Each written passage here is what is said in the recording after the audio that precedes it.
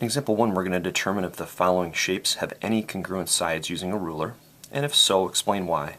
We can use tick marks to indicate which sides are congruent. So I've got my ruler here. We're going to use centimeters, and I'm just going to try to measure this. So this one looks to be, boy, that's awful close to 4.1, I think. This may be a little bit different on yours. This is, I think, blown up a little bit. So if you have different measurements, that's okay, but the sides that are the same will wind up being the same measurement.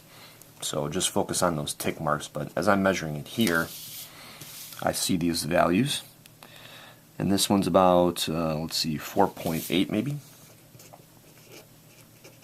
So if I use tick marks, I'm going to use one tick mark on the sides that are congruent here first. This side is not congruent to the other two, so we have to use a different number of tick marks. So I'll just use 2. Let's try that with this shape here.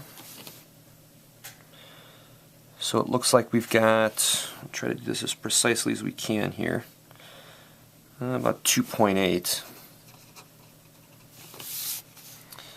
And this one looks like it's 2.9.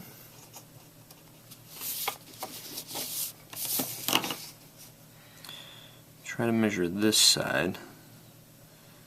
And this side's 2.8.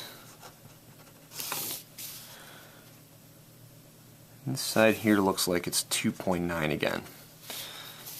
Try to measure this one. That's a 2.8er. If you got all these the same, that's fine. But the way I've listed it here, we're going to put one tick mark here, one tick mark on a congruent side, and this one's congruent. 2.9 is not 2.8. So we're going to do 2 tick marks. And if you had another side or something that wasn't congruent to any of these, you'd just do 3 tick marks.